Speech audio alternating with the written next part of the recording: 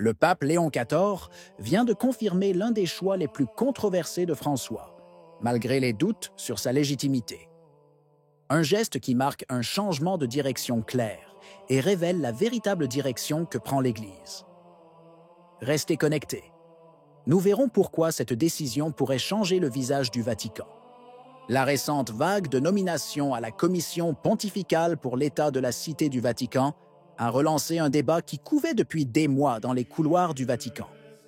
Ce n'est pas seulement une question de rôle ou d'équilibre des pouvoirs.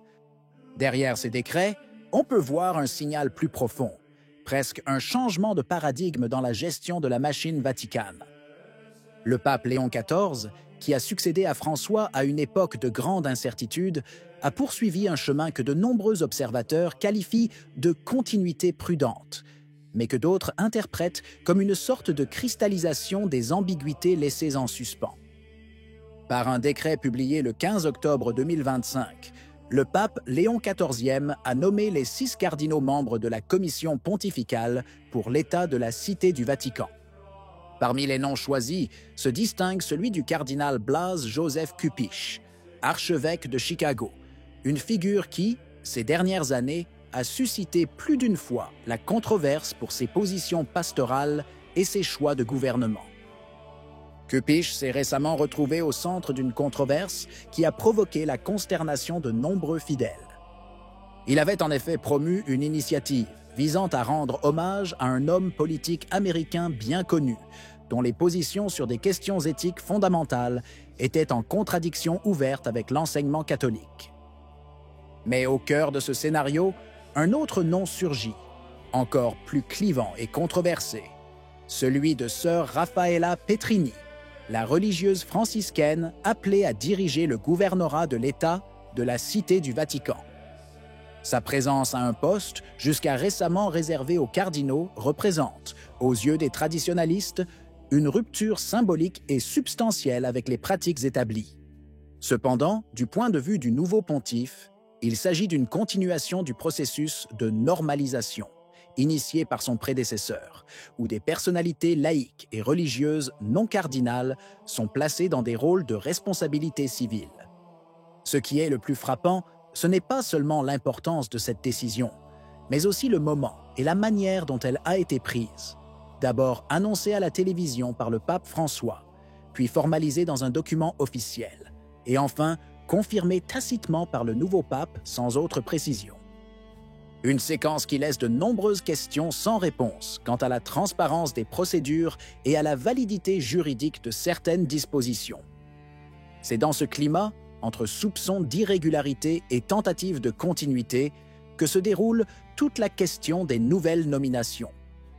Un acte de gouvernement qui, loin d'apaiser les esprits, semble relancer le débat sur le rapport entre autorité, loi et tradition dans la cité du pape. L'histoire de la religieuse Raffaella Petrini est devenue, en l'espace de quelques semaines, un emblème des contradictions qui traversent aujourd'hui le gouvernement de l'Église. La raison de cette consternation est simple. La loi fondamentale du Vatican, depuis 1961, établit que le président de la Commission pontificale et gouverneur de l'État doit être un cardinal. La décision de confier ce rôle à une religieuse rompait ainsi avec une tradition juridique et symbolique qui garantissait la continuité institutionnelle depuis des décennies. Il s'agissait non seulement d'une initiative novatrice, mais aussi d'une décision qui touchait au cœur même de l'ordre du Vatican.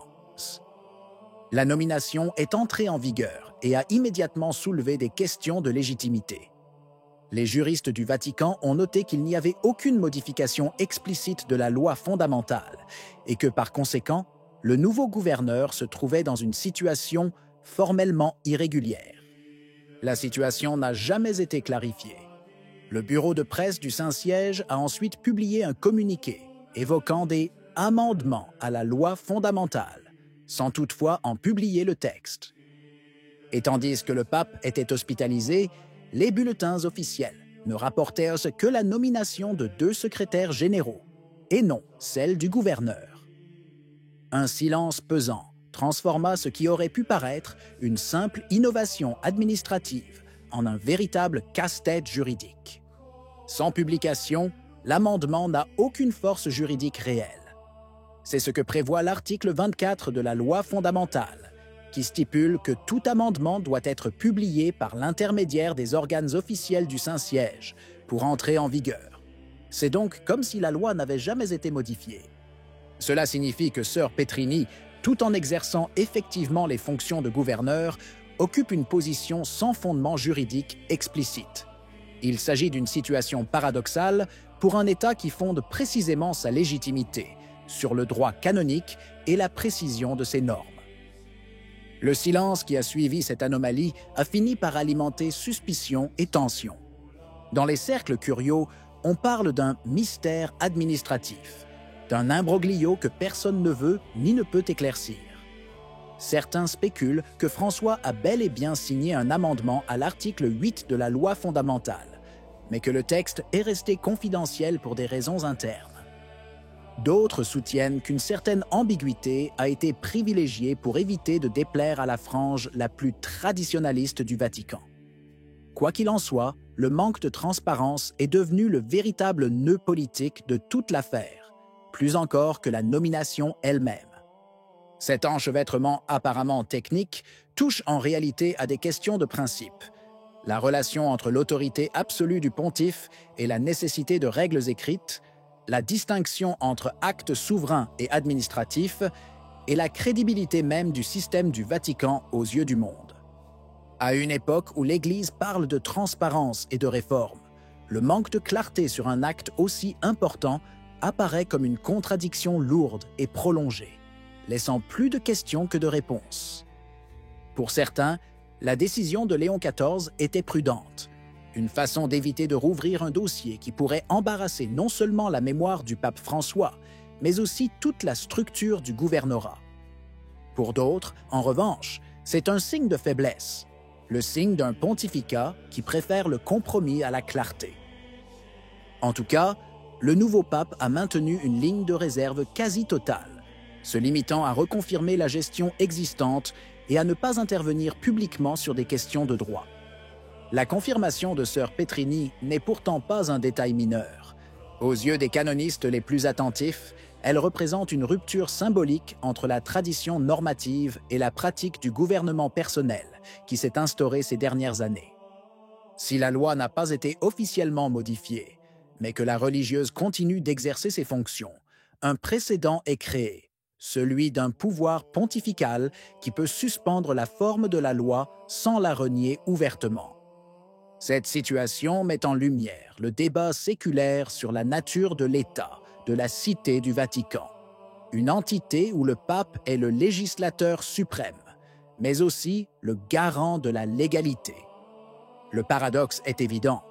Léon XIV, qui, dans les premiers mois de son pontificat, avait promis plus d'ordre et de transparence dans les institutions, se retrouve aujourd'hui avec l'un des héritages les plus controversés de son prédécesseur. Son silence, cependant, parle de lui-même. Au Vatican, des rumeurs circulent, selon lesquelles le nouveau pontife aurait choisi de ne pas toucher à ce qui fonctionne, même si cela fonctionne en dehors des règles écrites. Mais cette prudence, dans un contexte aussi sensible, risque d'apparaître comme un acquiescement et de prolonger une situation qui met à l'épreuve la cohérence de la gouvernance de l'Église. Qu'en pensez-vous? Si vous avez aimé la vidéo, laissez un commentaire. Amen. Que Dieu vous bénisse.